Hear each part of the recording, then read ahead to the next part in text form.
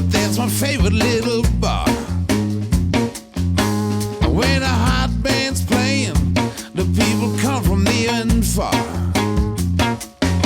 That's where the women are hot, the liquor is cheap, and the food, it tastes so good.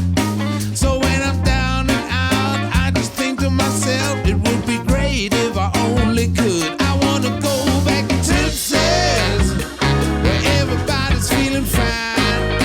I wanna go back to Texas, where they treat you so kind. I wanna go back to Texas, boy, I had a real good time. I wanna go back to Texas, down in Georgia on the coastline.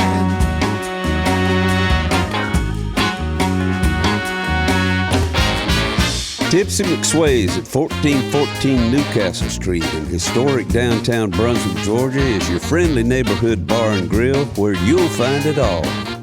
Good food, good music, good times. I want to go back to Tipsy's. Well, if you wanna get wild, you're feeling alright, and it's time for you to blow a fuse. Come ready, jump and shout, and really get loud, guaranteed to lose your blues. Yeah, by the time to go home, you won't stay alone, you're gonna find some TLC.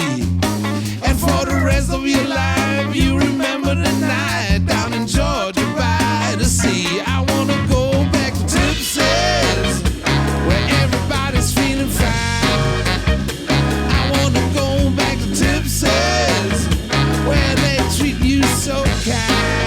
Yeah, I wanna go back to Texas, boy, I had a real good time.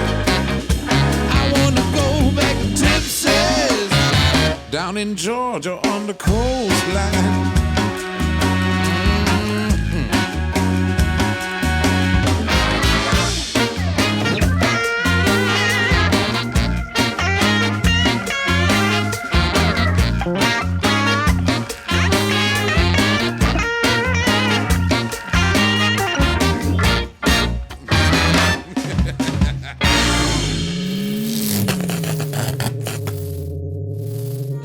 My little love, don't go where I can't follow. My little love, don't roam where I can't be. I wish that I was going with you, or you were staying here with me.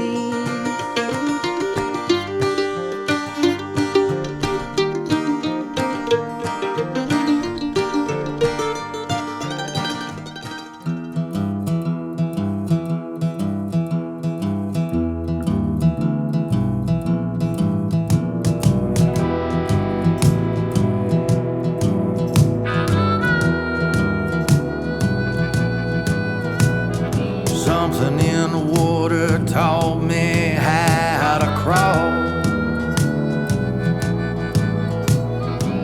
Something in the water taught me how to fall. Something in my blood. Howdy ho, everybody. Welcome back to another Something in the Water podcast. I'm a co-host for you, Mr. Uncle Dave Griffin. I'm Shawn Clark, and we are here today with our dear friend, Micah Bonn. Good to be here. Very good to be here. All the way from Claxton. Yep. Or at least halfway. I had to go pick her up. Yeah. Yeah. Yeah, my car broke down actually halfway, well, about 3/4 of the way here. Thankfully, it was near a gas station, so it wasn't too bad. But that was definitely a way to spice up the day. Yeah, so I'm very glad to be here. Never a good thing when your car breaks down. Yeah. Especially in the country. Yes. In the middle of nowhere. Very little service. And in South Georgia. nice country gentleman stopping to help. He did, and I'm very thankful for that. And it made me realize, hey, I need to learn more about cars. So anyway, but I'm thankfully, you came to pick me up, so it all worked out. Yeah. Well, we're glad to have you here. We've been working at it for a while. Yes, we have. Yeah. It's the thing about females on our podcast. We have It's a curse. We have a hard time getting them. Even when they're headed here, they break down. That's what it was. It was a curse. Yeah. We've had some that we booked and everything's hunky dory, and then all of a sudden the day of, it's like, well, my washing machine just busted a hose. My car broke down. Yeah. But we are so glad that we was able to help you out of your situation there. Thank you. I was very thankful. And get you all the way to Waycross. I was very thankful, yeah. Yeah. When Shawn introduced you, I thought for a minute he's calling you Michael. And then I said, oh, wait a minute. Because you've gone through some... a kind of an evolution, name alteration. Yeah. So Michael is my dad's name. Okay. And I was their last child, so he is the the Mike and Michaelin. But my full name is Michaelin Boney. It's very difficult to pronounce, and it's difficult for a lot of folks to spell as well. And it seemed to be just the logical conclusion to shorten it a bit. Yeah. It's not like I changed it to something radical, right. You're still paying homage to him. Right. I just shortened my name, and it's been, life has been good because people can actually say my name now. Yeah. And it's no longer a shibboleth where certain people can say it, certain people can't. And I think what frustrated me the most was that a lot of people wanted to say my name correctly, but couldn't and felt frustrated at that. So I just wanted to make things easier on everyone. It makes sense. Life is too short to not make things easy and accessible.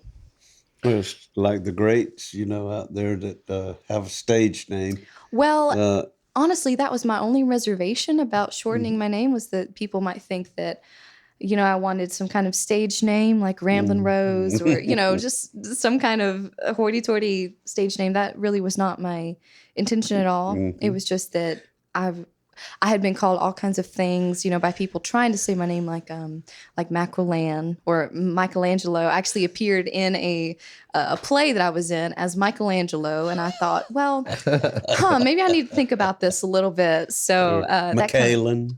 Yes. That was probably... Michelin, like the tire company. Yeah, I heard Michelin. That was my favorite. Mine too, actually. So, Micah has been in my name the whole time, kind of staring me straight in the face. And Well, that got me to thinking, and I want y'all to start calling me Shredder. I already do, Shawn. You're still keeping the... I already do. You're still I got keeping the S. From Shredder. From Shawn. Sometimes accidentally call you Shark. When I try to say Sean Clark real quick, it comes out as Shark. That's a clever little combination. Sharky. Sharky, yeah. Yeah. Sounds like it's about something about my character or something. No. But yeah, I've gone by my short name now for about a year, and I feel really good about it. I feel like it was a good choice. So to just let you know, she was Michahln, Michaelin, Boney, Boney, and now is Micah Bonn. Micah Bonn, Bonn. Yeah. And you can probably find, if you was to type in either one of those, you're Michaelin Boney or Micah Bonn. Yeah. Michelangelo or Michelin. Michelin, yeah. Something would come back on YouTube. I think I'd be about the only person that comes up with that. That's one good thing about it. But so Bonn is my family's original name. It's from Switzerland, and it's Swiss French. And sometimes it appears as Bonnie or it kind of got redneckified into Boney. But there's a famous painting of Bonnie, crossing the Alps, which was Napoleon Bonaparte. So I'm not sure what the origin of it is exactly, but yeah, I did some research. So Bonn is what my family originally is, and I just thought, why not go back to that? So Do you have any idea what it means in? So Bonn, it comes from the Latin word for good or hope. Bona. Yeah, bona, right? Good hope. Yeah. So, which actually is interesting because my middle name is Hope. So, you just eat up with positives. Well, it was kind of a cosmic thing, Yeah. So if you were to take my name literally, it'd be Micah, which means who's like the Lord, and then hope, obvious, and then Bonn, which means good. So good hope. Yeah. So anyway. That's awesome. What's your name mean? Shark. Shark. I don't know. Shredder. Shredder was It means from awesome the, songwriter. Yeah. Yeah, Songwriter. absolutely. Songwriter. Wasn't Shredder in Teenage Mutant Ninja Turtles? Yeah, he was the bad guy. He was the rat, wasn't he? No, that's Splinter. Shredder looked like the cheese grater. Okay. Yeah. That was way after my time. Yeah, it was before my time, I think. For your time. Yeah. So tell everybody how old you are here. Well, I'm 20. I'll be 21 in about 6 months or so.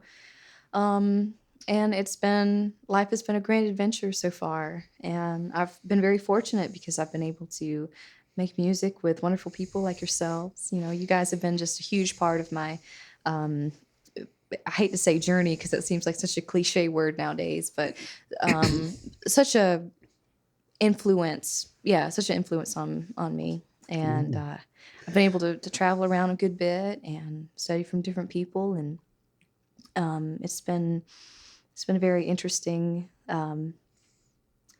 go. Yeah. Well, that's sweet of you. To let everybody we know, appreciate she's a multi-instrumentalist. Like, Right? We hadn't even told you what she does, why yeah. she's on here. But thank you. That was you've been an inspiration to us as well. Big time. Oh. Mutual. The feeling is definitely mutual. Well, I have to say, when I met you guys, it really floored me that that someone could develop their songs so well and be so well received by audiences who usually are not pleased about hearing original music, I will say. I think, most people would rather hear Brown Eyed Girl than an original song. Mm-hmm. And you guys were really the first people that I had met that were just had such flowing talent with songwriting. And it was such a big part of who you are as a musician. And I mean, it just thrilled me, and I was probably 16 or 17 when we first started collaborating. That's right. And you really inspired me because although I had been a songwriter before then, I had never really, I guess, had the confidence to really develop songwriting. Mm-hmm. And hanging out with you guys certainly inspired me to do that. And I've been very thankful, very grateful to do some co-writing, with you guys since then. So I definitely crossed that off my bucket list.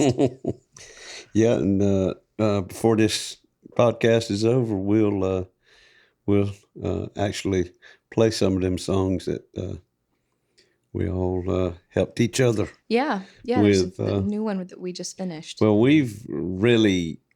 I have really loved watching you grow and progress, because it's not to say that you weren't anything at 16. At 16, you were like, well, you've been doing, Shawn said she's a multi-instrumentalist. She is a multi-instrumentalist. And a songwriter. She is a fiddle, I guess, was your very first instrument. Technically, it was the violin. Yeah. If you want to think about them being two separate instruments, they're really the same instrument. But I was studying classical violin, so I was doing the Suzuki method, which is kind of the standard, tried and true method of learning the violin. Mm-hmm. Then I went to fiddling. They wouldn't let me tap my foot, so I went to fiddling and picked up the mandolin and also the banjo, and I play guitar and yes, sing. I mean, just your progression has just been. Let's see. I guess y'all knew each other first. Well, the way I remember it, which memory can be faulty, but the way I remember it is we met at Curly Fest. Yeah, and I think I was 16 at that time, and we met at Curly Fest as well. Right, and I remember I got to play a song with you or two. You were gracious enough to take a chance on a young upstart, on the fiddle. And I can't remember good as you are. That was No chance at all. No chance taking at all. Well, I remember I sat in on your set at Curly Fest, and then I heard you guys, the Pine Box Dwellers, later that night. I remember thinking, I've never. Same day. Same day. Yeah, same day. Wow. Yeah, double whammy. I remember thinking that I'd never heard of a band sound that good live. You know, the textures of your music and the vibe just caught me just right away. And we did Like a Rolling Stone by Bob Dylan, and I think that was just an instant kismet and a bond that we shared was the love of Dylan. I think we talked beforehand and found out we both love Bob Dylan, and yeah, said, well, let's do this, and yeah. So that was instant friends right there. Absolutely. And how amazing that music has that power to, instantly bond strangers. Mm-hmm. So. And you even threw a Bob Dylan tribute festival that we both played at in Sticksboro. Yes. That was a few years ago, and that was at Eagle Creek Brewery with a lot of talented folks. I was so glad to get you guys in there. Thank you for doing that. It was a fun night. That was a good night. Yeah. So we met Curly Fest, folks, is a little festival that was thrown by a good friend of ours, Curly McLeod, around Vidalia. On the banks of the Ohoopee River, up there in that Vidalia little triangle of towns up there in middle Georgia, kind of.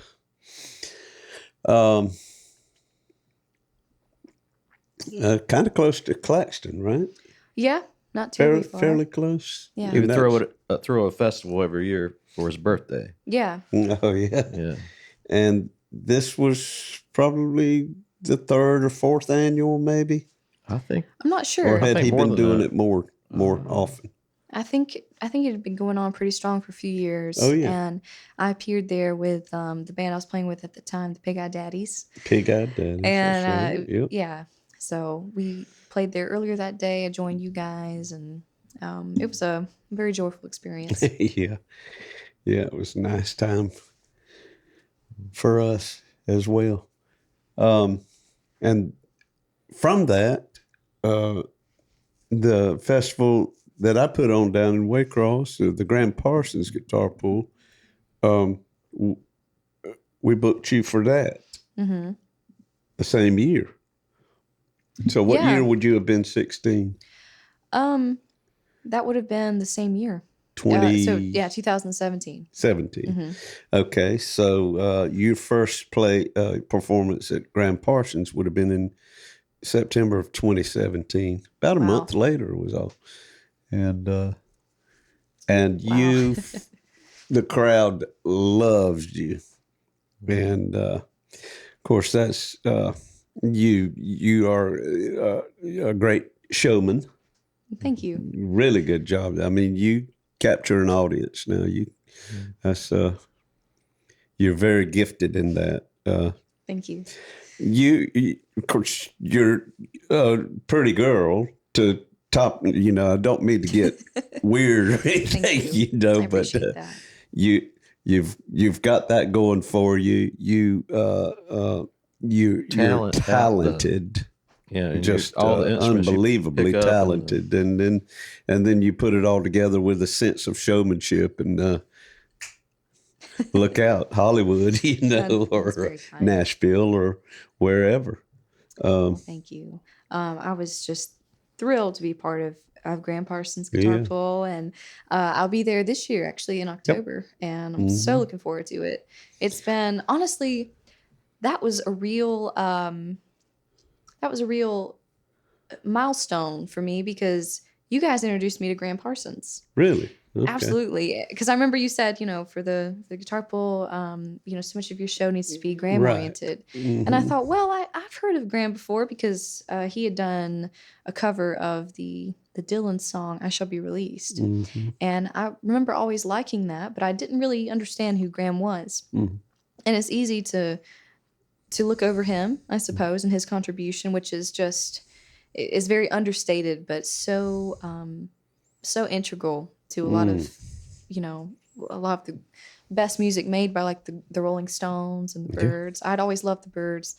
So anyway, so thanks to you guys, I discovered Graham, and obviously that inspired me to, to become a more serious songwriter and everything. So that was I'll never forget that first year that I played at Graham Parsons, I really began to delve into his music, and I'm very grateful for that.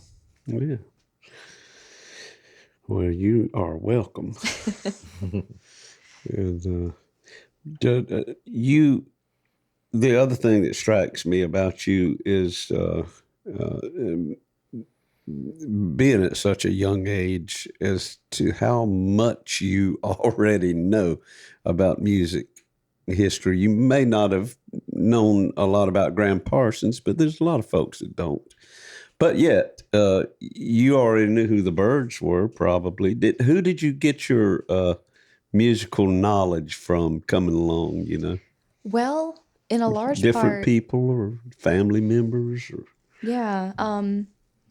Well, in a large part, it was from my older brother, which I'll talk about. But so the musical tradition goes back far in my family. My great-grandparents were from the Waycross area, and they had a radio show. I forget what the name of it was. It was before my time, obviously. But it was every Sunday they would do like a gospel hour on the radio. My great-grandfather, Jim Cox, he played the guitar, and he did like a Chet Atkins style playing. And I had an ancestor that played the fiddle. I forget Hubert? his name. What Well, Hubert I'm was it? related to him as well, actually. Okay. Yeah. So anyway, I had an Uncle Henry who played the mandolin, and they were from Waycross. And then on my mom's side, because they're all from this area. On my dad's side, my grandmother Pat, she was a chanteuse, an entertainer on the piano. She did a lot of show tunes, and she gave me piano lessons pretty early on, which I did not take to the piano. I wish I had. Yeah. Maybe it's not too late for me. But she was a very accomplished piano player. And then growing up, my brother was always the very talented one in the family. He was he had a beautiful touch on the piano, and I remember that being a big part of his life early on. So we had a little family band actually starting out. It was short-lived, admittedly, but part of that was because he went off to school to become a physician associate, and he got married and whatnot. But I continued on with music, and that's why I played the mandolin. Is he played the mandolin, and I realized that it was the same tuning as the violin. Yep. So only you play it with a pick, not a bow. So so anyway, that was a big part of where I got my musical inspiration from, because I'll never forget Christmas Eve. I think it was 2009. I was around 8 years old. My brother was playing Bob Dylan, and I thought, who is that, and why is his voice so bad? Why won't he stop singing? That was my first impression. After that, I just fell so head over heels in love with Bob Dylan and his songwriting. And I had always written songs. Well, I'd always written up until that point. I, wrote short stories, and my mom really nurtured creative writing with us kids. And I think it was when I heard Dylan that I really wanted to write songs, to join the stuff I'd been doing on classical violin with the words that seemed to come naturally to me. And that was sort of the genesis of that. Okay. Yeah, he's a good one to inspire you. Of course, sometimes he makes me just want to quit. Same. It's almost like when John Prine hit Nashville, they said, there's this new songwriter in town. He's so good, we need to cut off his fingers, because he's just going to beat us all, for sure. I mean, Dylan is an enigma, and it's part of his magic. Definitely. I'll tell you. So the fiddle came first, and mandolin next, right? Yeah. mandolin second, and then the guitar, and songwriting somewhere in the mix in all of that time. So you were how old when you started the fiddle? I started classical classical violin, that is, when I was about 8. And Okay. I went to bluegrass, like I said, and I really became interested in the just the roots of American fiddling. And I dragged them all across Appalachia to study with some old fiddle masters up there. And I competed in some fiddle contests, like the Charlie Poole fiddle contest in North Carolina. And I just wanted to know where it all came from, the Celtic roots of it, the African American contribution that's such a big part of it, and the storytelling aspect, which has always been there. And I wanted to go and set foot in the places that had all been born. So I remember one of the coolest experiences I had in the mountains was I went up to this place called Toast, North Carolina, where, it's in Surrey County, which is sort of like Mecca for any fiddle player. Okay. Because there was this style that was born out of there called round peak. And of the round peak style, there was the very acclaimed Tommy Jarrell, who was a fiddle player. And if you go on YouTube and if you search Alan Lomax's field recordings, Tommy Jarrell will inevitably come up because he was such an integral part of old time fiddling. And he had learned from a lot of people that were alive during the Civil War and had retained a lot of the old tunings on the fiddle that had been lost. And Tommy Jarrell was a wealth of all this information, from time long. So different tunings from the standard? Yeah, because the fiddle is very versatile in that way, much like a banjo. Yeah. And Tommy Jarrell was definitely a big influence on me, someone that I studied very closely. And so anyway, one day I ended up in North Carolina in Toast, and I showed up on the front steps of Tommy Jarrell's home. And it was the place that I had seen so many recordings, so many jam sessions that had been filmed by Alan Lomax. And I'll never forget, I walked up on the front steps and I could just feel the magic. Much like playing a guitar that's been played by troubadours, for many years, you get a sense of magic and just a resonance. And that was exactly what I felt by going to this fiddler's house. So I walked up on the front steps and I knocked on the door. I don't think I'd really planned out in my head what I would do at this point. I just knew if I could get there. And some people came to the door, and it was his I believe grandchildren. They were still living in the home. And I said, "Hey, I'm Micah. I'm from Georgia. And I know you don't know me. I don't know you, but I just love Tommy Jarrell so much. And I would just love to play some fiddle tunes on this porch. Would you mind?" And they said, "No, of course." And they actually got their instruments because they all played too. Yeah, of course. And we had a jam session under the big oak tree where so many of these famous videos had been made, these famous recordings of Tommy Jarrell. And that was right after I had won the Charlie Poole fiddle contest.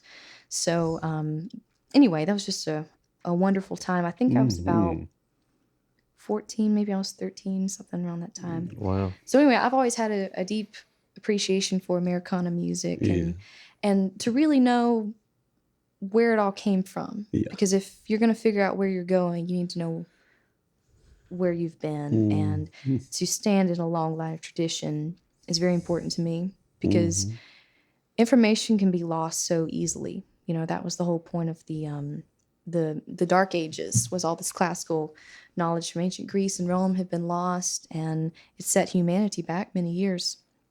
So I feel like if you're going to be a modern musician, you need to know who the heroes were. Yeah, and that's why people like Alan Lomax were so special. Absolutely. To be able to go out in the field and record all of these rural unknowns, capturing that music, that was music of the people, by the people, and for the people, and put it on albums for. Is that the one in the Smithsonian, isn't it? Yeah, I believe that his work is in Lomax, the Smithsonian, especially his work with Tommy Jarrell. Yeah. You mentioned African American. I'd always known about the banjo originating in Africa, but did they have? And I've known that they are just as adept at. I mean, they when the steel guitar came into California from Hawaii, it came into white country music, but it also was picked up by the black church. There was a whole branch of churches. I can't remember the exact name of it, but it went underground. Wow. In the black communities, and they came up with a sacred harp, I think is what they call it, a tuning that was totally unlike the country music tuning that the white folks used. And then it resurfaced in about the 90s, I guess, or 2000s with people like Robert Randolph. Yeah. And of course, the guy that Roosevelt Collier and all of them, their background in that, and they, all of those years, from the 20s, 30s, 40s, 50s, it was going on the surface. We were hearing it on the radio and everything with Hank Sr. and all those great country songs, Nashville, Tennessee, and the legacy that was created there. But the whole while, it was underground in a black church communities. And wow, that's fascinating. But totally different style. Yeah. But what about the fiddle? Now I know of Papa John Creech from back in the day. Yes. Yeah. He was out there in Los Angeles playing with Jefferson Airplane and groups like that. Yeah, Jorma Calcoen and I've definitely studied Papa John. I love his approach to the fiddle. I think he was very ahead of his time because nowadays everybody's playing, electric violin, and that's what he was doing. But yeah, so the I think in order to talk about that, we definitely need to mention the banjo, because the banjo is actually an African instrument, and it was brought over and perfected by slaves, actually. And it made its way into Americana music, into folk music. And I play the old style, which is the African style, which is called clawhammer. Okay. Now, that existed from probably the 1800s till early 1900s, or possibly 1700s till 1900s. Anyway, in the early 1900s, of course, Earl Scruggs came along, probably the 30s or so, although don't quote me on that, 30s or 20s. He invented three-finger banjo, which is the bluegrass, hard drive-in style that we're all so familiar with. And before that existed two-finger banjo, and before that was clawhammer, which is what I play. And I really enjoy just the lope of clawhammer banjo, the way that it accompanies the fiddle so beautifully, and the way that it functions as a storytelling guide almost. Is that more chordal? Yeah. So than pick finger. Yeah. So the rhythm is bum diddy bum diddy. So every song kind of sounds that way. That's the beauty, and kind of the down part of playing banjo is everything is bum diddy bum diddy. But you basically make what's called a hoe hand with your hand. So it's about like this, which is just kind of the natural curvature of your hand anyway. And you just you have sort of this rhythmic, almost like a guitar strum. But whereas on guitar you're more like this, with clawhammer banjo it's more like that. So yeah. You come down with your nails and then pull up? Well, you stroke with either your index or middle finger, and it's you are strumming and then plucking the top fifth string. Mm-hmm. And sometimes it's called frailing. You'll often hear frailing I've banjo. heard it called frailing. Yeah, so it's the same thing. So sometimes we'll say, oh, are you bluegrasser? No, I'm a frailer. So yeah. They got a name for everything. They sure do. And talking about fiddle, violin, they're one and the same, but just depends on which side of the Mason-Dixon line you're on. Yeah, basically.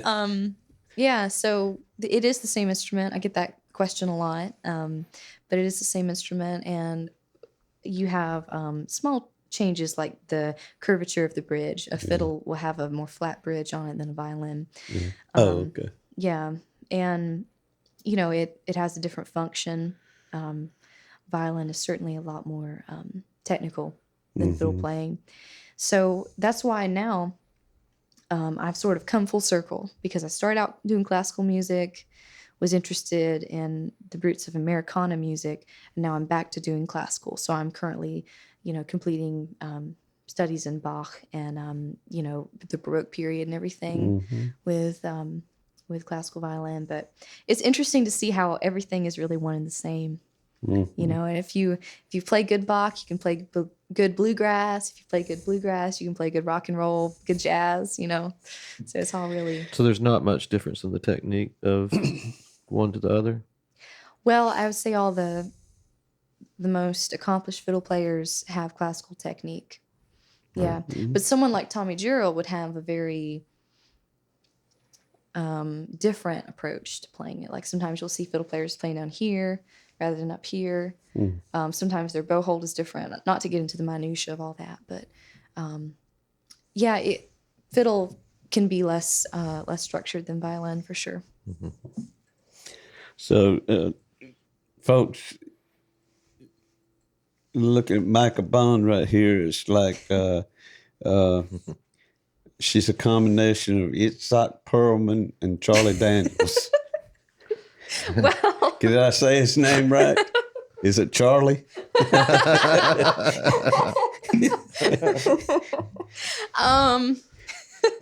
Itzhak Perlman, Charlie Daniels, a little bit of Barbara Mandrell mixed in there. that's very kind of you, Uncle Dave. Thank you. Devil went down to Georgia in D minor. That's right. Yeah, which was based on Vassar Clements tune called. I love Vassar Clements. I love Vassar Clements too. Oh I my saw him. goodness! I got to see him too. You did? Where? Okay, stop everything. Where did you see Vassar Clements? I saw him a few years, 3 or 4 years in a row down Live Oak. Live Oak, yeah. Spirit of the Swanee Music Park. Wow. Spring Fest. Would that have been in the early 2000s, 90s? Probably early 2000s. Nice. Definitely. Nice. Yeah, I didn't even know him until I went down there, and I was like, just like, Who wow. is this? Yeah. And then the next year, it was just every year it got, the information I obtained about him got more, but, I was just like, wow. He's a legend. Yeah. He has just an approach to the violin or to the fiddle that you can just hear him play a few notes and you immediately know, it's that's him, yeah. Vassar. Yeah. He played on Dickie Batts' solo album after the Allman Brothers broke up about 76. He came out with a solo record. And that's where I first laid eyes on him. And in, must have been 83. No. 82 or so. Over in Darien, as a matter of fact. They were having an outdoor festival concert.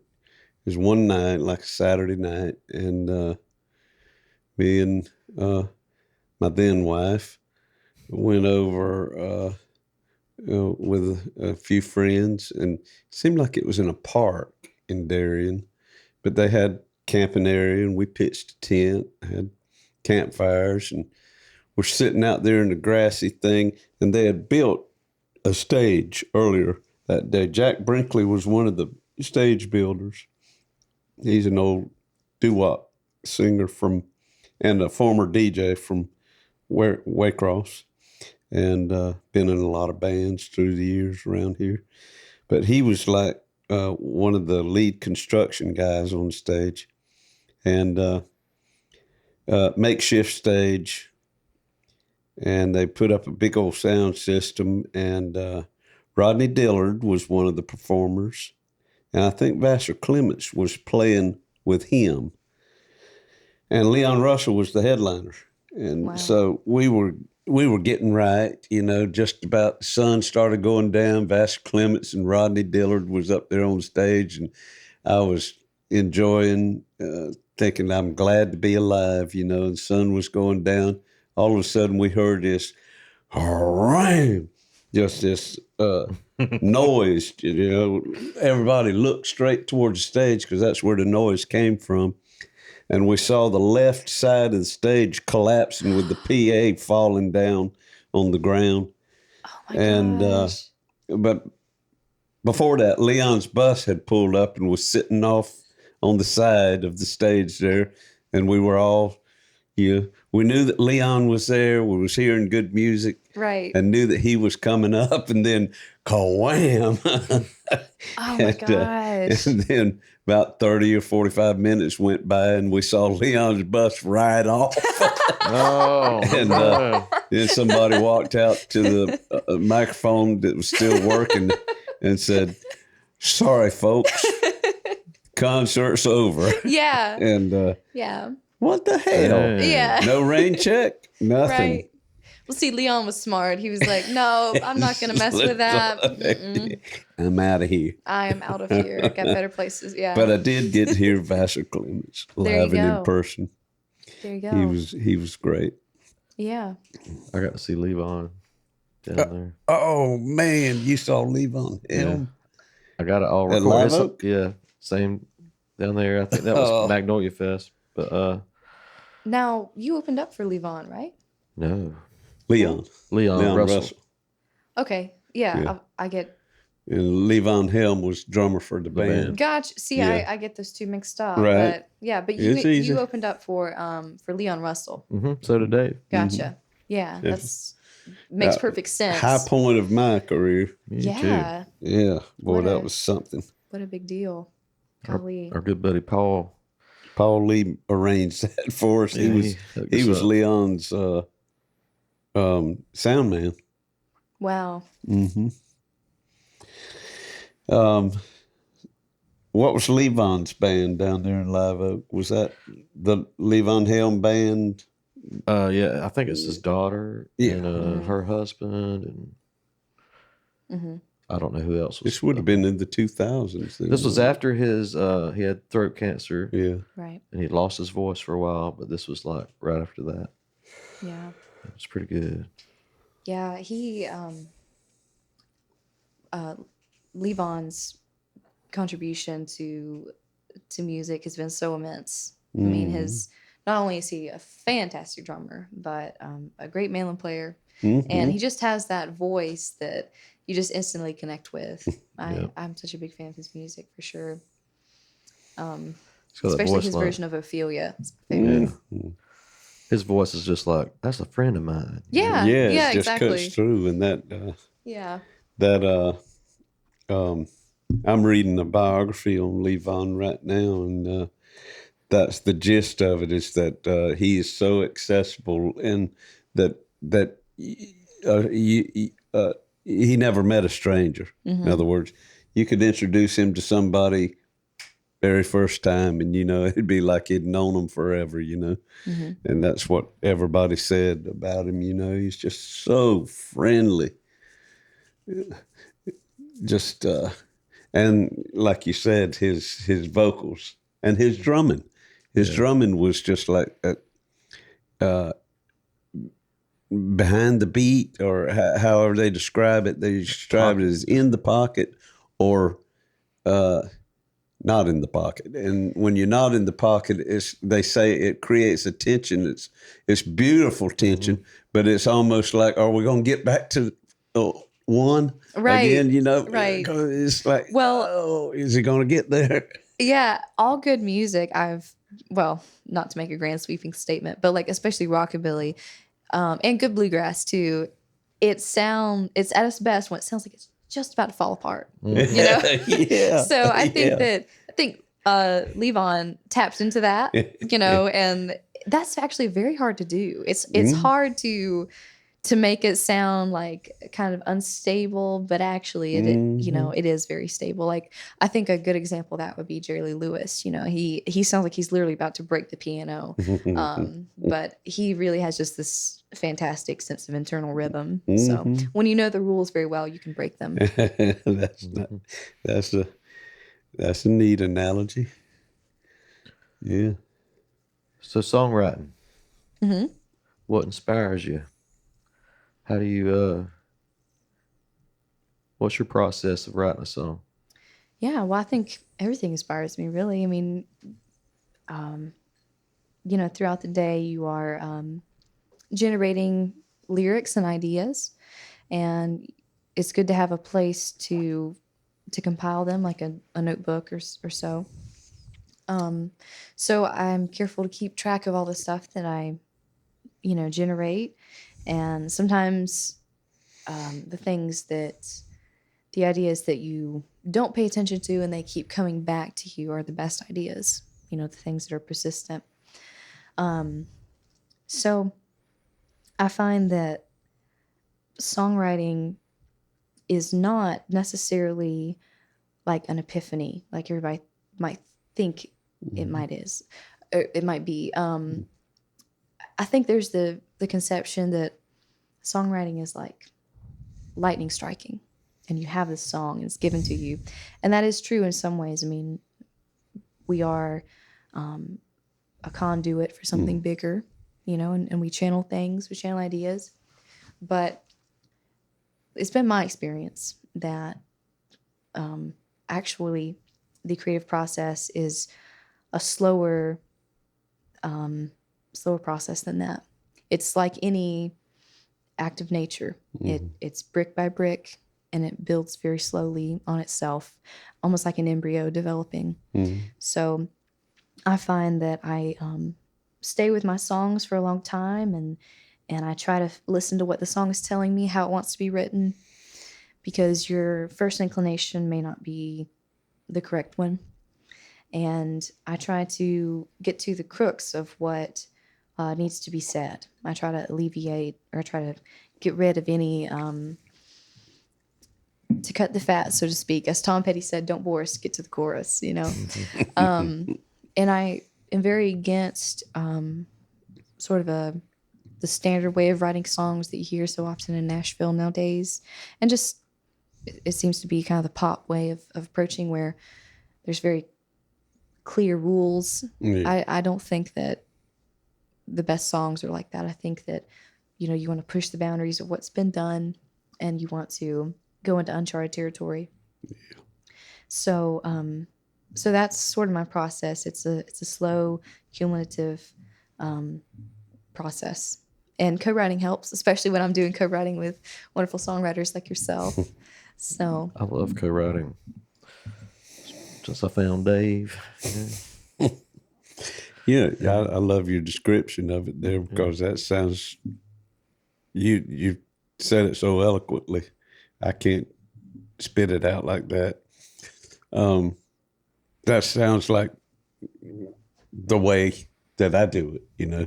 yeah, It's just like, I hate rules. I don't believe in books. I mean, there's been books written left and right about the art of songwriting. Here's how you come on, give me a break. It doesn't have to have a chorus. Know it doesn't how have to have a verse. You don't know how it's done. Yeah. Nobody. That I love that it. Like you were saying, there's nature. It's natural, and there's magic. There's a magic in there. There's magic in childbirth, and writing songs is a lot like a child. You're bringing a child of your own into the world when you sit down with that blank piece of paper and you go at it. yeah, And in the end, once you've got it nailed down to how it's supposed to be, you're proud.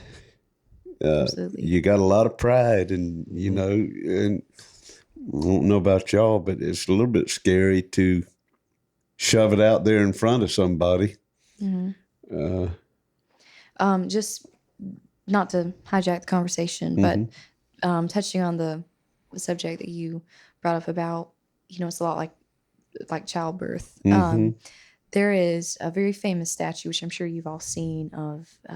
It's by Michelangelo, and it's called the Pieta.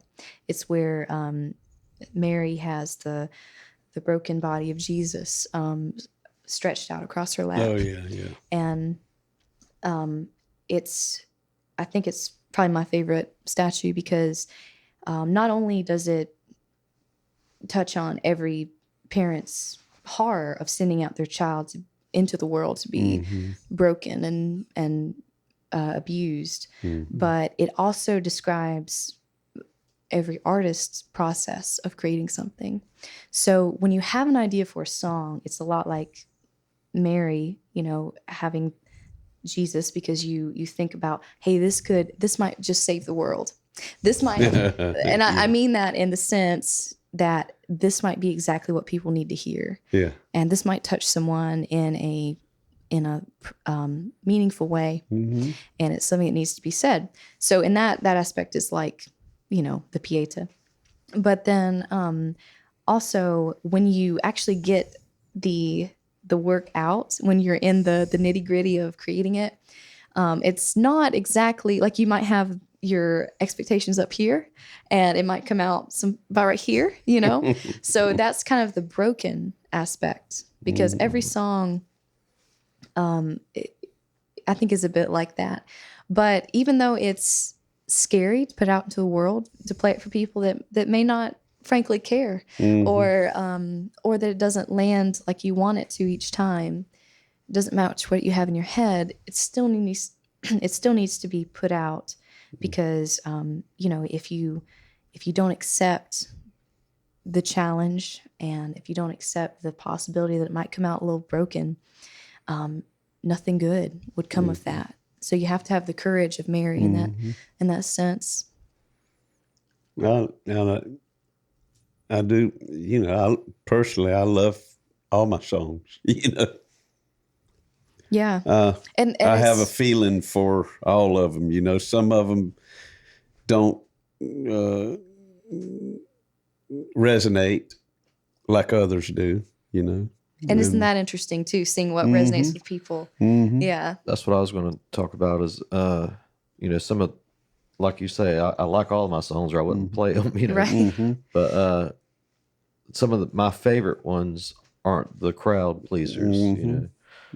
And not that I don't like the ones that are, but I can see that, oh, this is, you know, moody or, you know. Yeah.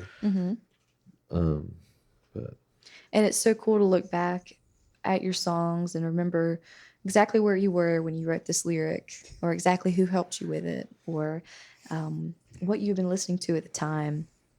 And there's really nothing like it, I'll have to say. It's so grateful that we all do it. Absolutely. Yeah. So it's wonderful to be able to share something that you've created with other people and impact them, and for them to read in from their own experience into it as well. That's part of the beauty of a song, is how it can be interpreted by people. Something that the songwriter may not have even, you know, seen in it. Like, and I try to write in a way that not every situation, but where it's vague and it's not really, I mean, you're being descriptive, but you really don't let them see behind the curtain kind of thing. And it's more about how it makes you feel and what it makes, you know, the sound of the song or the feel of the song. And even the words, even though they might, you know what I mean? Yeah, I envy that, because I don't think I think you do that. I don't do enough of it. I mean, my tendency seems to be to spell it out, you know, a lot of times, and to figure out ways to, spell it out with a catch or cleverly with a rhyme or something. There's nothing wrong with that. No, but I love the vague thing. I'm not. I you mean, do I'm it not. good. I'm not always in the. I mean, I think I've learned it from you doing the other way. Because I was never good at that. Yeah, I think that's something that I've learned recently too. Is the how to write in such a way where it is direct enough to impact someone, but also to be vague enough where it applies to everything. And I think a lot of my favorite songs are kind of that, almost like non sequiturs, where not everything makes perfect sense. And that's really the way Dylan writes too, is, separate thoughts strung together. And that's part of the beauty of just poetry, But it's so cool that you can write songs that are very direct and they are just a clear narrative wrapped up in a verse and a chorus. And then other songs that are, more vague and ambiguous. And there's beauty in that. There's beauty in both of them. And there's tremendous skill involved in both ways. I love it when, you touched on it a while ago is you don't want to force it, songwriting process. You want to let your heart guide you, not your head so much, and just kind of get yourself out of the way, and let it just come, But I love it when you're in that process of letting it just free flow, and all of a sudden you've written 2 lines and there's an internal rhyme. And I'm a big fan of that foundational approach to songwriting that Jimmy Webb preaches about in his books. I've got a Jimmy Webb songwriting book. Boy, you don't want to get into that thing now. I'm talking about, I just said songwriting books are for, but Jimmy Webb wrote one. There you go. You might better get that one. There you go. Because he's one hell of a songwriter. MacArthur Park, up and away in my beautiful balloon. This guy was well-rounded. I'm a highwayman. Galveston, Dreams of an Everyday Housewife, Wichita Lineman. This guy was brilliant. And I read a little bit of his book. I just couldn't get too far into it because it was way over my head. And but he equated the songwriting process to house building. Yeah. So you got your foundation, first of all, and then you build the walls, and then you build windows and all like that. I said, come on, man. And the other thing that he wrote about is he said he always wrote, he was a pianist with a cassette recorder on top of his piano. And when he would sit down to begin a session, he would hit play regardless. Or record? And record. He would hit record, I'm sorry. And he would start, and would maybe something would come in that session, maybe not. But when it did, when he did strike gold, then it was always going to be recorded so he could go back to it. That's one thing that he said. But anyhow, getting back to what I was talking about was the beauty of when you're in the process and and you're receiving from wherever it comes from, and something flows out in a sentence, a line, and you have an internal rhyme. And what I also like to do is borrow from Jimmy Page's process, Jimmy Webb's process, is that if you establish a meter, da da da da da da da da da da da da da, then you want to. That's the first 2 lines of your verse. Then you want to, on the 3rd and 4th line of the verse, you want to follow that meter as close as you can.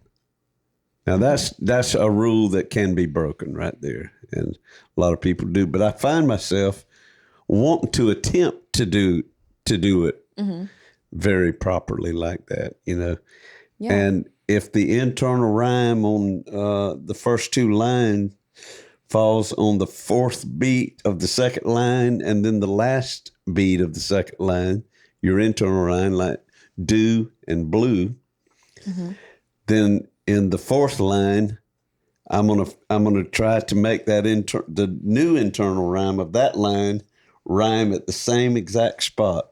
Yeah. The fourth word and the last word. Chew and brew. No, it don't have to be even like that. Was kind of what happened in Let Me In. So you don't rhyme with the first Just about the time you change your mind, go from tossing flowers to shooting arrows in the wind. And those aren't perfect rhymes, but it's just about the time you change your mind, go from tossing flowers to shooting arrows in the wind. I love that. So you got A, B, C. As far as the rhyme scheme goes, we way over everybody's heads now, ain't we? No, I mean, the brain loves symmetry, and that's what you're trying to create in songwriting is a sense of symmetry. Yeah, symmetry. That's it. Yeah, it's kind of like you can make it a symmetrical process, or you can just chuck it all. And that's the part that I love about it, is that you can just chuck all the convention out the window. Say, Jimmy Webb, you got your way. I got mine. And write a song without a chorus. But I mean, or without rhymes. Right, but do any of us sit down to write and say, I'm going to write a song with no chorus? No. It's just, but it goes back to letting the song go where it's going. Yeah. And sometimes the rules fit right in with where the song is going, and sometimes it doesn't. So. Well, rules are rules for a reason. Yeah. Things work for a reason. But yeah, I would say that unless you're writing a song as an exercise, saying like, I'm going to stretch myself to try to write this without a chorus, because I've done that a few times, and there are wonderful examples that work that way. But a lot of times, again, you have to listen to what the song wants and what it's saying to you, and a lot of times you can see that and no one else can. And that's part of the beauty of writing your own song is having the vision and sort of this idea that presents itself to you. I know it sounds weird to say that, but oftentimes things present themselves to us, and it's up to us to see the potential in them and to realize it through our work. And I think that's sort of the unifying concept of songwriting, to me at least, is when something presents itself to you, have the courage to see it through. Word. You guys want to take a break and come back and play some music and show them? Yes, absolutely. That sounds good, folks. We'll be right back with some music. Show them what's up. Something in my brain won't let me stray. Something in my veins gonna find its way. Something in the water taught me how to pray.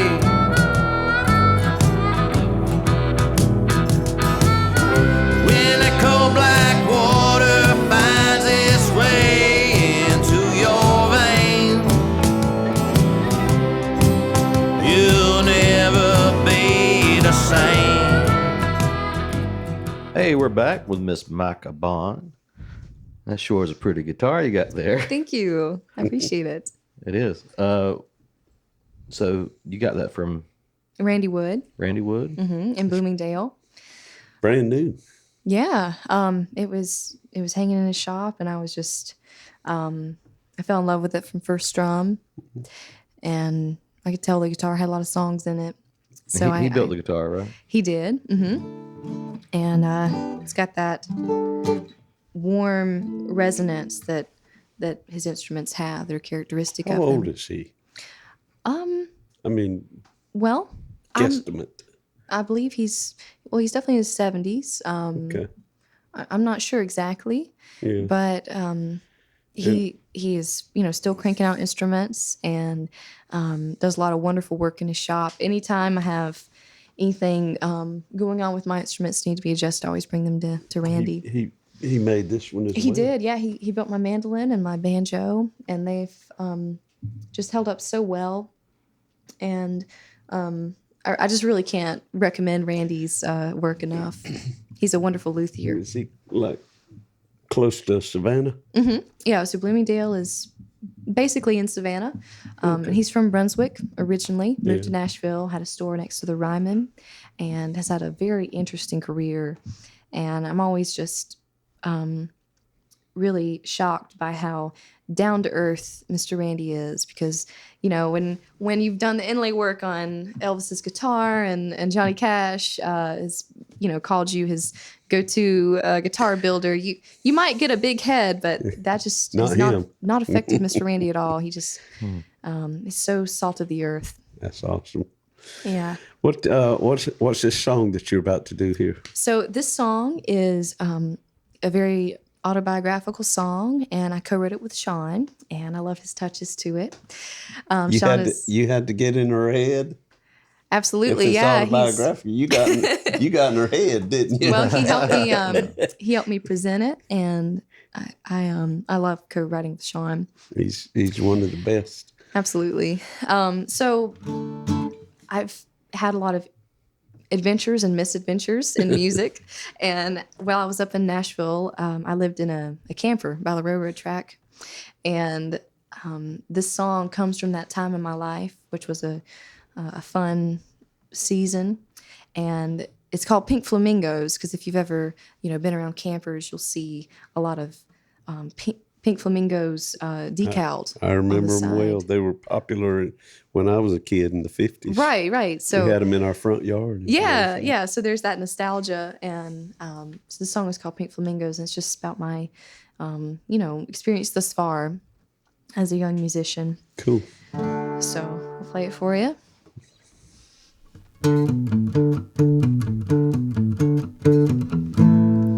Had my diploma, I was legal and loaded for bear. Trying to win a trophy at the county fair. A bright-eyed girl east of Durango. Well, I played my fiddle and I rambled around like an interstate gypsy, going town to town, living in an RV with vinyl pink flamingos. Whoa, whoa, whoa, my heart had a song, and it was singing, hey, all the world's a stage when you got what it takes, but it takes what you got. I've been with the tweakers and the freakers in a traveling show, spent a whole lot of money to make a little dough, but I didn't know where this road would go. One night in a Beale Street bar in Memphis, I was asking advice from a velvet Elvis, and he told me, hey, all the world's a stage when you got what it takes. It's gonna take what you got. Bop, ship, bop, bop, bop, ship, bop, bop, bop, ship, bop, bop, bop, ship, bop, bop, bop, ship, bop.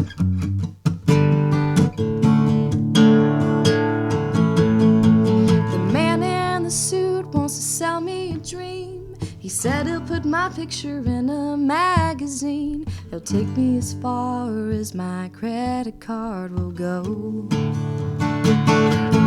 Oh, but I wanna do something that's never been done, singing a song that's never been sung. And if it's foolish, I'm too young to know. So, if it all goes to hell, I'll say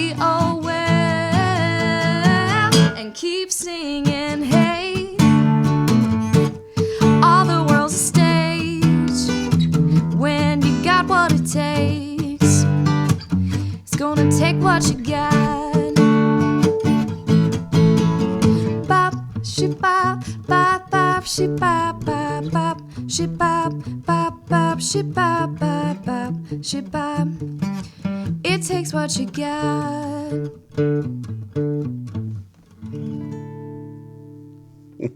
Yeah. All right. Thank you. Awesome. You so good. You're so sweet. No, I'm telling you. I mean, I'm amazed because I can't do that. I can't do that. Well, I learned it from you. No, you did not. The ability to sing and phrase on your guitar at the same time, that's stuff that Paul McCartney does. It's very You know, sweet. but being able to, it takes coordination, girl, and you got it. Well, I've got you fooled. No, it's really good. Good. Great. So y'all co-wrote that We did. It was in a house in a camper. camper trailer. Yeah, with pink flamingos in it. Actually, that was kind of a reoccurring theme that I saw later and thought, that needs to be in the song. But yeah, so we co-wrote that back in probably 2018 or something like that. That was in your trailer Swift. Yes. Period. trailer. Yeah. I like several things in the song jumped out at me lyrically. All the World's a Stage, that's Shakespeare. Mm-hmm. And then the part about the guy in the suit and it's I'll take you as far as your credit card. That is an age-old ploy. Yeah. And I always heard that, coming along and said, if you're a musician and you're hit upon by somebody in the business and they're coming at you saying, man, you are great. And we want to sign you, or we want to produce you, or we want you to record an album. And if you'll just come down to our studios and pay us $3,000. Right, drop us a check, yeah. That's when you're supposed to turn around and run. But there's so many people that have to learn that lesson that don't turn around. Did that ever happen to you? Well, they say that the best way to make $1 million in the entertainment industry is to start with 2. So,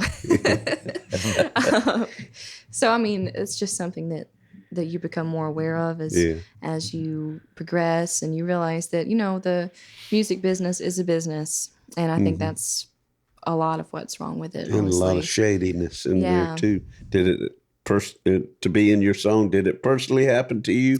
Or were you like me that you were just aware of that angle? Well, I was always aware of it, but that was something that became starkly a reality to me while I was in Nashville. Everybody sort of has that angle up there, and they're just waiting on you to come over the city limit, right. And it's like it's so the fewer are the legitimate ones. The legitimate ones that will pay you money to have you signed to their label or company or whatever. Something like that, are few and far between. Absolutely. And, you just, at the end of the day, you have to be your own advocate, and you have to do your own work because no one's going to give it to you. And be on your own toes. Absolutely.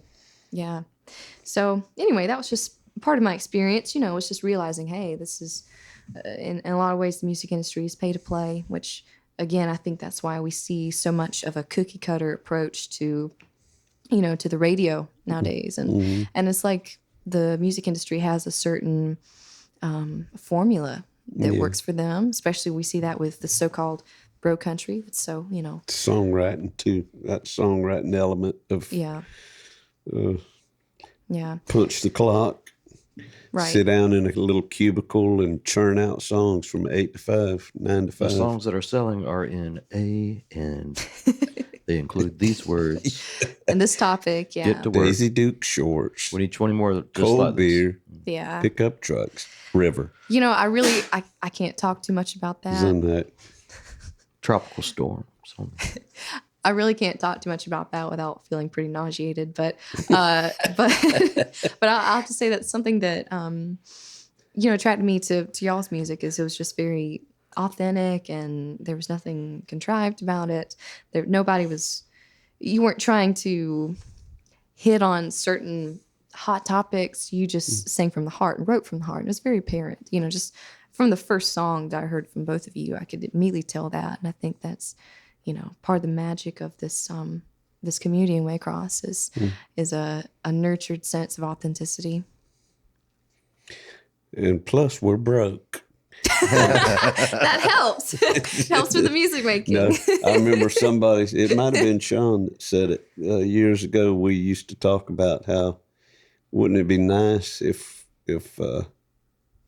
somebody from down here could make it, and then kind of or somebody that we knew could make it, and then just kind of pick everybody else up.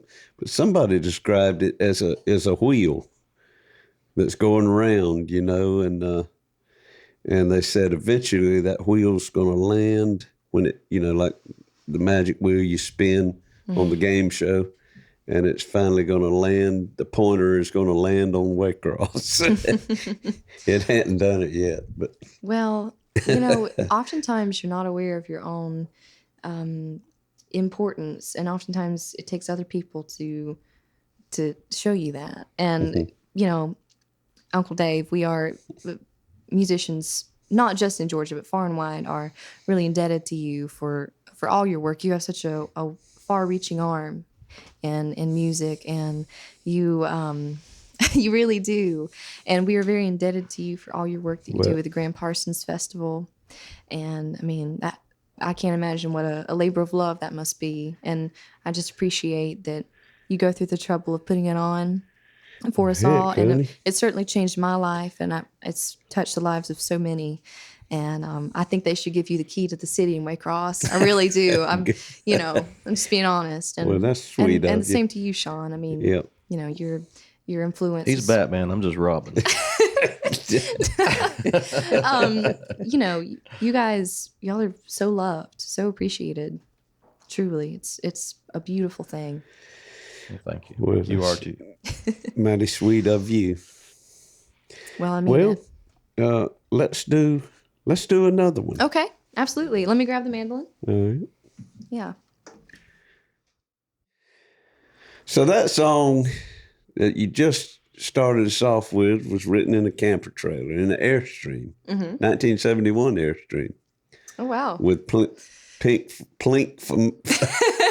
flamingos. I was about to say you have a better memory than I do. Yeah, I think it was a 71. And you and I co-wrote in that Airstream too. I was at my grandma's house.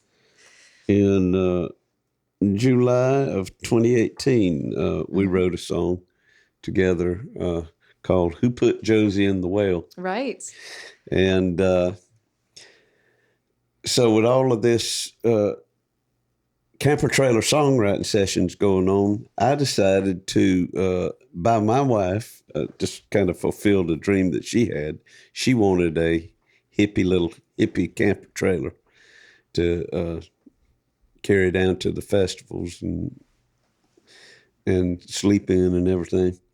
And so I found her a little Frolic. I think it's like a 1964 Frolic. It is cute.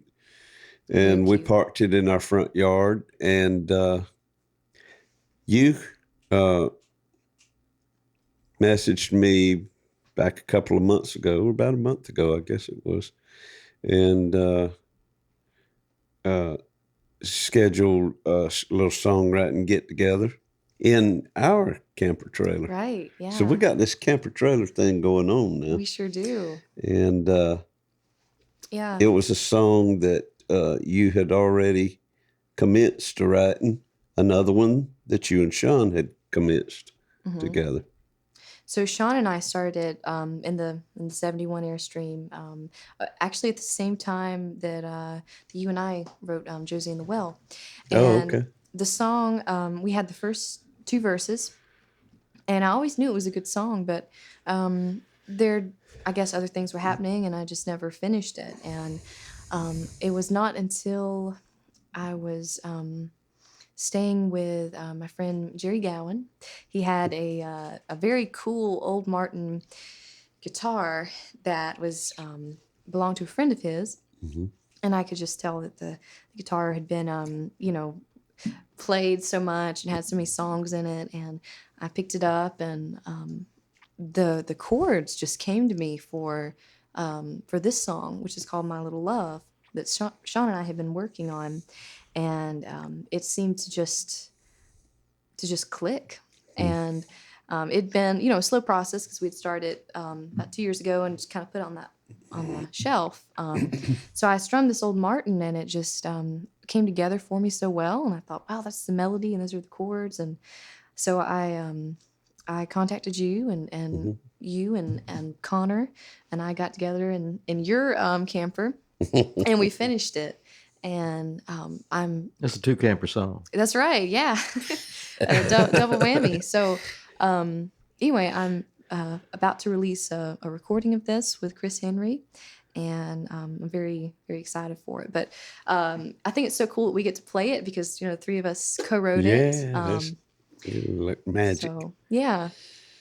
Yeah, now here we go, folks. A triple co-write in 2 camper trailers. Right.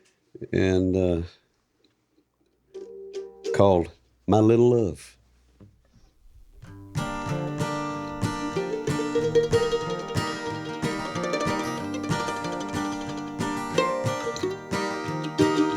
The April rains were mighty lonesome, and I was feeling heartsick and numb in a hiding place that knew no boundary, and in a time that knew no love.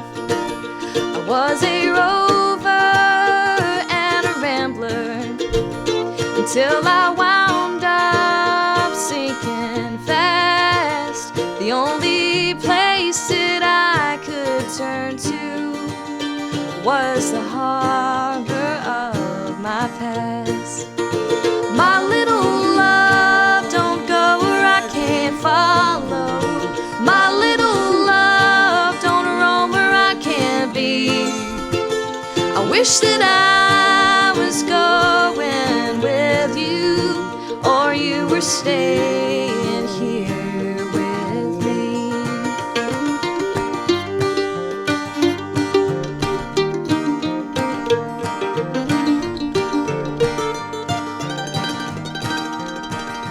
I can't bear to hear the stillness, and I can't stand another quiet night.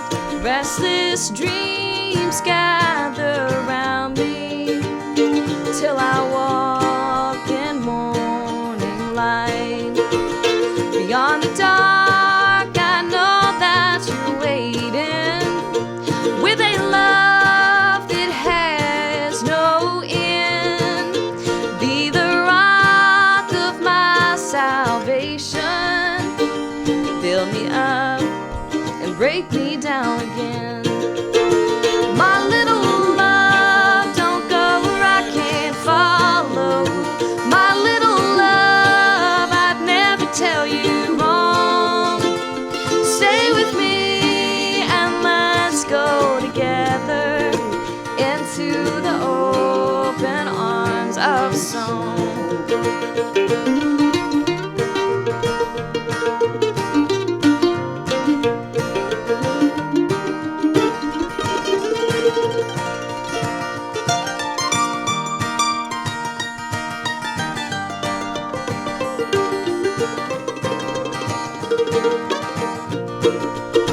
My little love, don't go where I can't follow.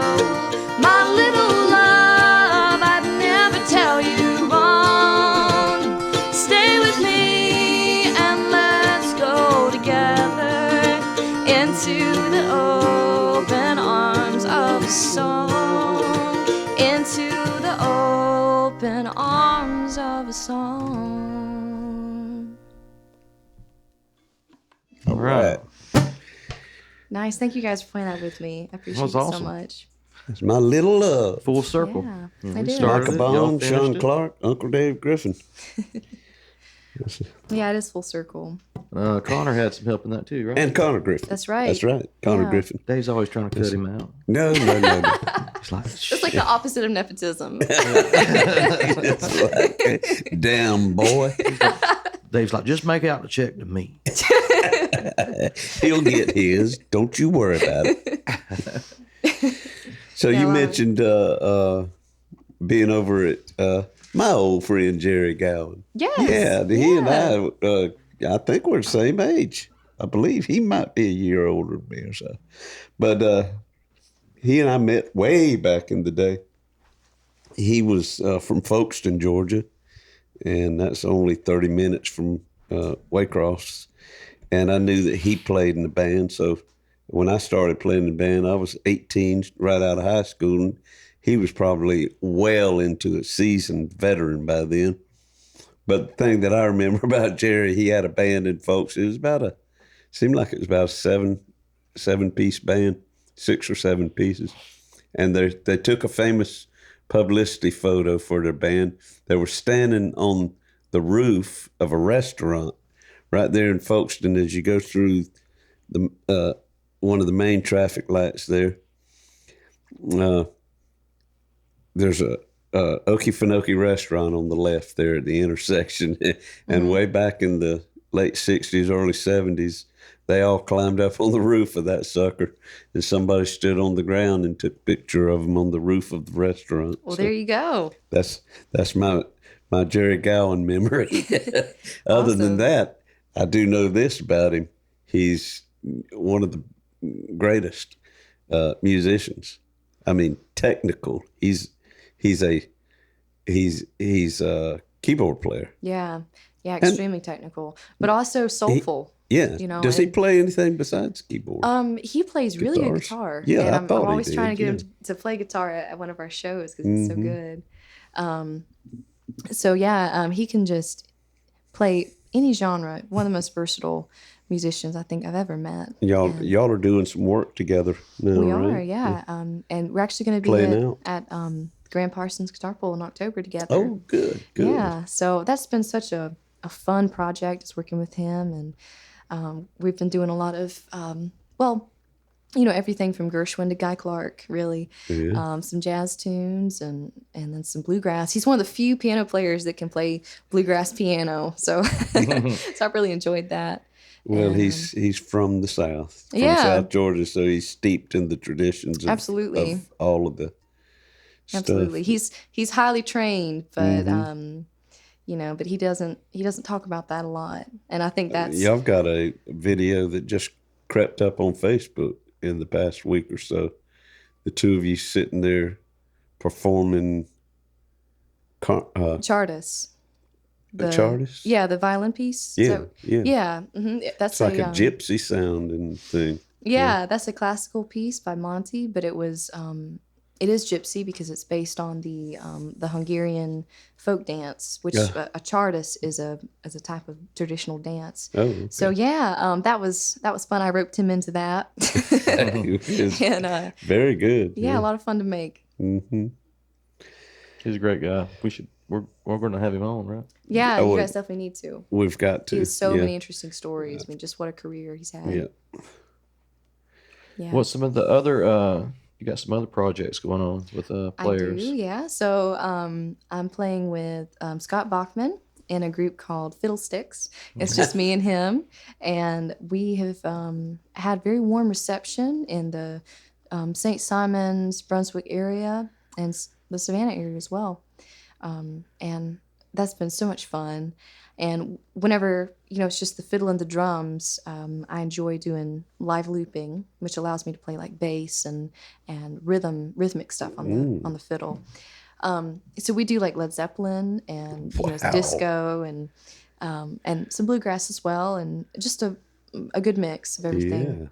Yeah. And then over in the Bullock County area and beyond, I have a duo with Brandy Harvey, and we're called the Maybells, and we do more traditional music and also some jazz as well.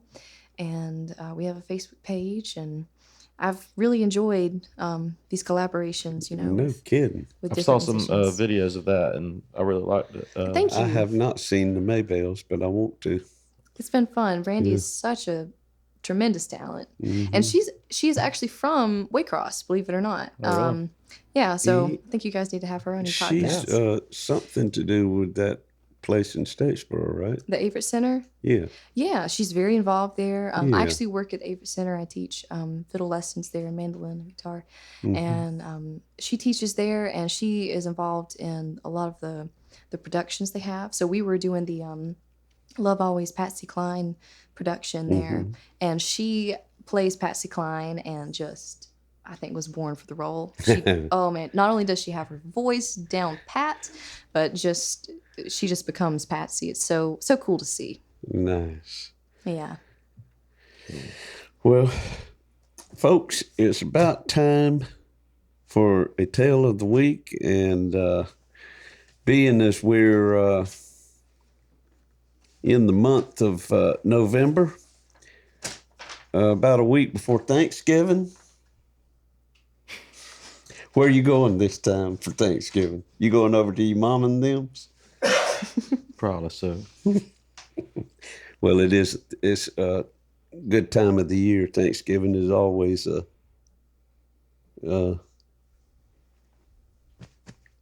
of heartfelt, you know. It's good for your stomach too, but A lot of good sleeping. a lot of good sleep because turkey's got tryptophan in it. One time I had a bad tryptophan there.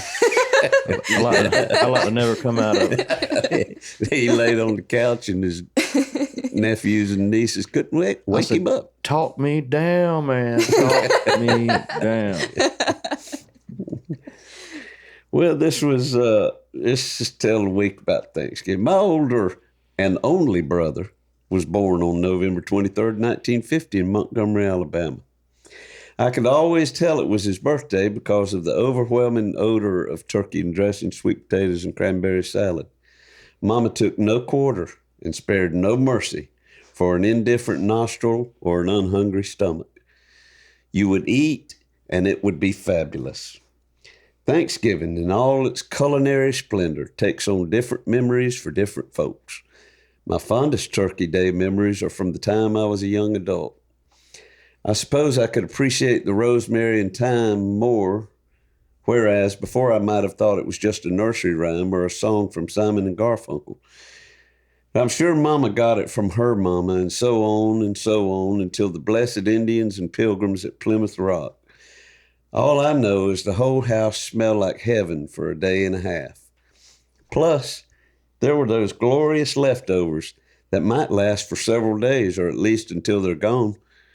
The pilgrims and Indians, God bless them, had no clue just how good a turkey sandwich with mayonnaise was, or we may have never had Custer's last stand. Savita Mae Carter Griffin, my mama, could cook. A sure enough country girl.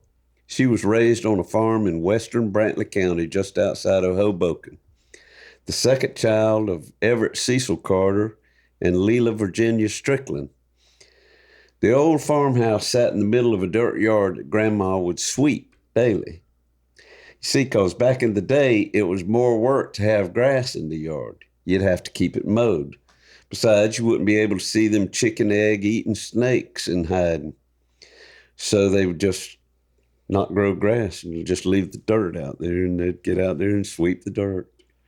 There was a cool shaded front porch spanning the width of the house with a 3-person swing on the left, rocking chairs scattered about.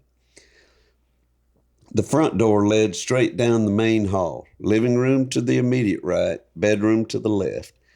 That bed, always adorned with a floral chenille bedspread and a teddy bear won from the agricultural fair by either Uncle Vance or Uncle Bud. Then 2 more bedrooms down the hall to the left and right before entering the kitchen, which sprawled across the rear of the house. I remember Grandma Carter's kitchen from a very early age. It smelled like flour and wood smoke, and the food that came from there was better than any Hardee's biscuit I've ever had. Oddly enough, when I stroll into the Flash Foods on Plant Avenue in Waycross, the one with the crystal right inside, I smell my grandma's kitchen. So I stroll there often. Her table was long and welcoming. At Sunday dinners, which we went to each and every Sunday, the plates would be turned upside down before we ate. A little odd, I thought, until I realized that houseflies like to eat too. When the meal subsided and the men stepped outside to smoke their Prince Albert tobacco cigarettes, Grandma just threw a big tablecloth over the food, and it stayed right there until supper. By the mid-'60s, my grandparents finally owned a refrigerator with a freezer up top. And in that freezer was the best strawberry ice cream popped out of an ice tray in sumptuous pink cubes that flaked off on your tongue. The ice cream came inside a little box that I'm sure she bought from Setzer's or Colonial Grocery Store in Waycross. A little 3.5-ounce box with the name Junket across the front. They also modernized to an indoor toilet when Granddaddy built a septic tank in the backyard just a few feet from where the outhouse ceremoniously stood. Oh, the horrors that outhouse caused me as a youngster. It wasn't so much the corn cobs or the Sears catalogs as much as the chickens that roamed around underneath my young lily white behind. If that ain't a Stephen King movie waiting to happen, well, I don't know. As many family traditions go, Thanksgiving brings us all together. And these days, that seems to be harder and harder to do. I have fond memories of my aunts, uncles, and cousins gathering around the table amidst laughter, stale cigarette smoke, king-size Coca-Colas, and cotton aprons full of love and gravy. Makes my heart smile, and I can recall dearly the song that we sang. Happy birthday to you, happy birthday to you, happy birthday, dear Gary, happy birthday to you, my only brother. I like that song. I know all the words. That was wonderful, Dave. Oh, thank you. Wonderful. That was the tale of the week, written by Uncle Dave Griffin. I've got a book here. If you want a copy of this book, all you have to do is Arm wrestling. send us a email to somethinginthewaterpodcast@gmail.com. I'm going to have to get a copy. Oh, you got it, girl. I got one in my trunk right now. There you go. I'd like to read it. And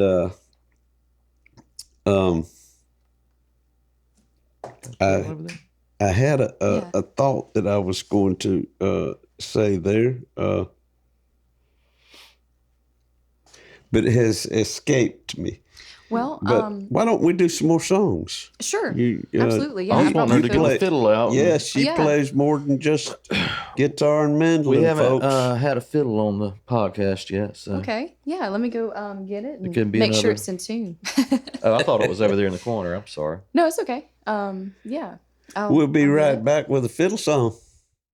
Well, folks, we promised that we would finish with a fiddle, and here we go. You want to tell us about that beautiful Yeah. thing? Yeah. So this is a fiddle that used to belong to my my first fiddle instructor, Mr. Eddie Hoover, and I took from him over at Randy Wood's guitar store, and he passed away, I think, last year, and his son was gracious enough to give me the fiddle and to allow me to play on it. And So you hadn't had it long, then. no, sir, no, but it's it really means a lot to me to play. Beautiful. I love the trim around the edge. Thank there. you. Yeah, the Yes, the very purfling. Is it binding? It is binding. I guess it's called purfling, but Purfling, it's yeah. basically just binding. Mr. Eddie was a fiddle builder, and he did wonderful, repair work on fiddles. So it's set up like he liked it. So I enjoy that aspect of it. But yeah, I like to play a song for you guys that was written by Guy Clark and Shawn Camp, and it's called Sis Draper. And actually, Shawn turned me on to this song, and I had to learn it as soon as I heard it. Sis Draper. Sis Draper, yeah. All It's about a real fiddle player that lived in Arkansas long ago, and when she would come to town, she would just, bless the townsfolk. And You recorded this, or is it? yeah, I have a recording coming out soon for it, which you'll be able to find on my YouTube channel. And it's the tune is Arkansas Traveler, which was written long ago from the 1800s. It's a Celtic tune. Wasn't that one of the first songs you learned on the fiddle? It sure was. Actually, Mr. Eddie taught it to me, so it's all wow. full circle. So yeah, and then Guy Clark put words to it, and with his co-writer Shawn Camp. So anyway, I'll play it for you now. It's a real toe tapper.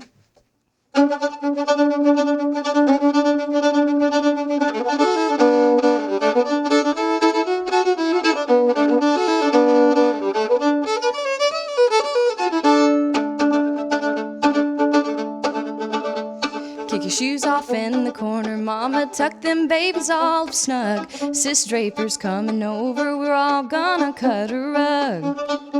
When you see the lantern swinging yonder, coming up the hollow road, them dogs will get to barking, ought to time all up with the road. Now you boys better get in tune, Sis Draper's gonna be here soon. Don't shoot no dice or get too tight if you're gonna pick with Sis tonight.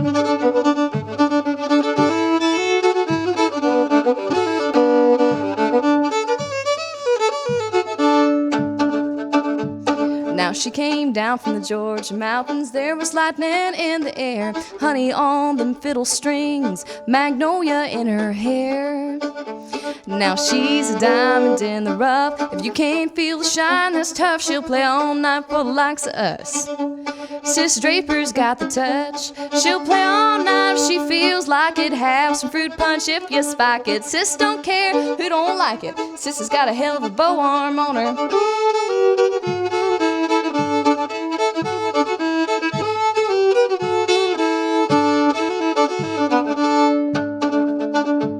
Now she stepped up and sawed one off. Uncle Cleve dropped his jaw. He said, "She's the best I ever saw. She must be from Arkansas." Now I think Grandpa used to date her. Grandma says she still hates her. All the fellers stand up straighter in the presence of Sis Draper. Sis Draper is a devil's daughter, plays a fiddle daddy bought her, plays it like her mama taught her. She's a traveling Arkansas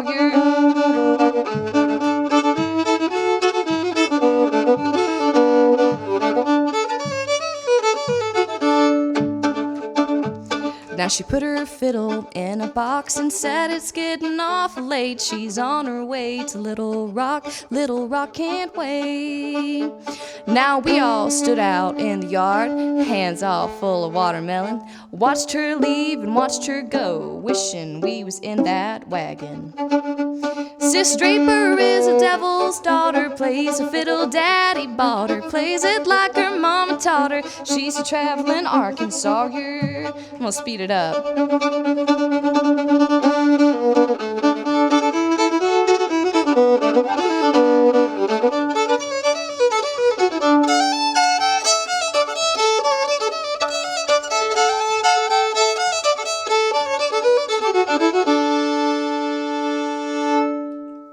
Hey. Yeah.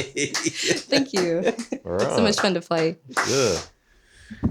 Like Steve Martin says about the banjo, you can't play anything sad on it. You know? I have to agree. Yeah, that's especially very fun tune. Arkansas Traveler. Yeah, That's beautiful. yeah. And just the clever lyrics of Guy Clark make that one of my favorite songs. I love that song. Yeah. Well, I have you to thank for it. Glad Thank you for sending it to me. Learned it and all. That's cool. Yeah, it's been several years ago that I first heard it. Yeah. So tell us what you're doing now. Well, I'm going to school, going to college, and that's been an interesting adjustment. And I've Where at? well, right now I'm at a junior college, and I'll be transferring soon to a larger one. Okay. But I've been studying, science and mathematics, and it's been interesting because I've seen all the the overlap between music and science, and there's a lot of science in music and a lot of art in science. Oh. So anyway, it's been keeping me busy. That's for sure. I would have figured it would have been math. I mean, I know that math's in music, but I never figured on science.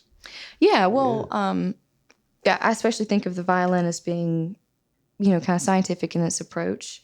Yeah. But yeah, you're right. There certainly is a lot of music, especially a lot of math in music, especially a lot of, math and music theory and whatnot.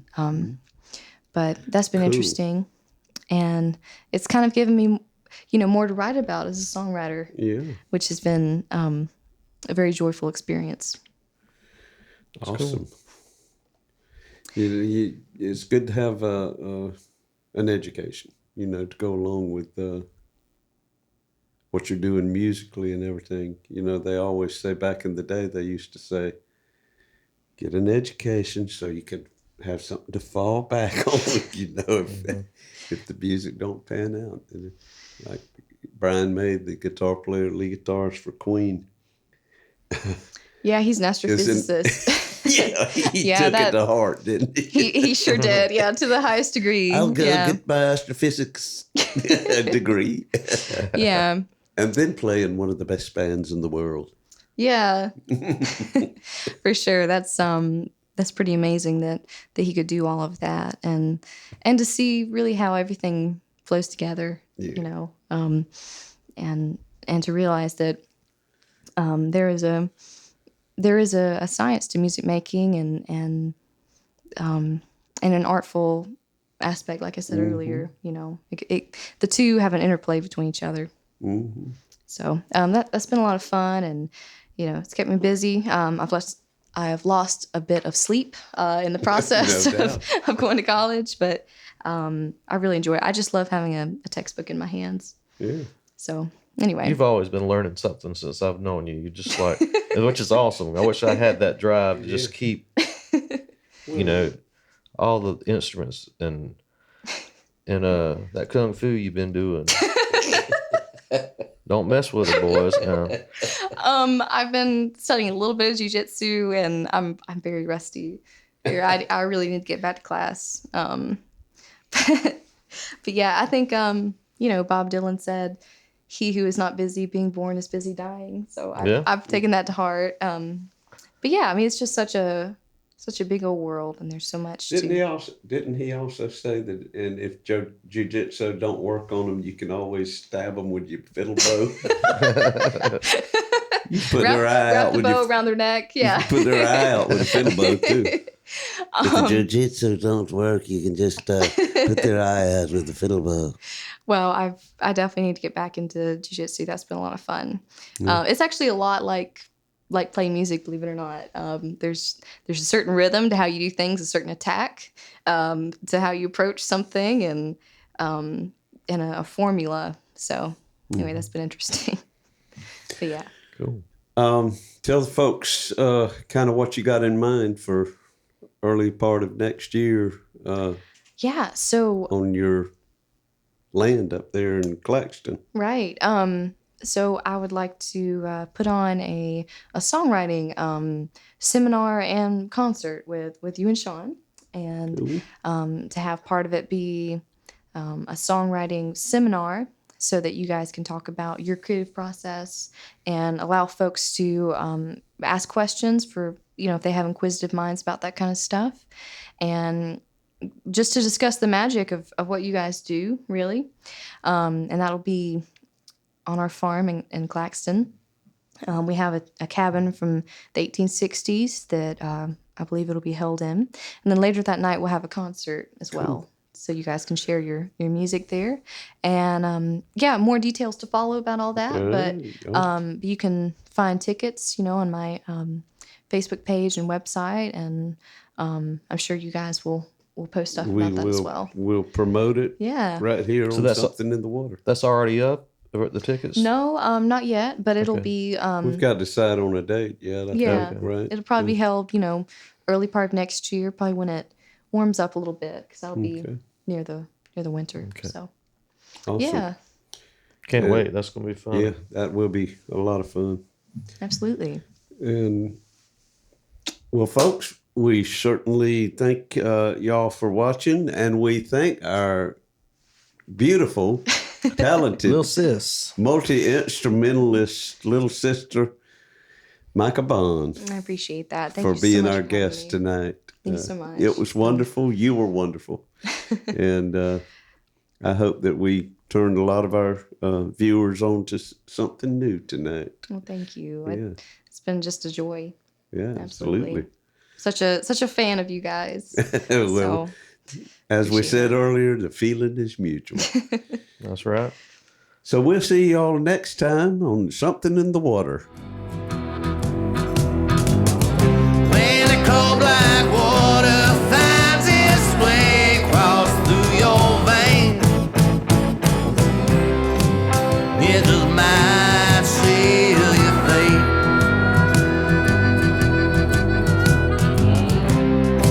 It just might seal your fate.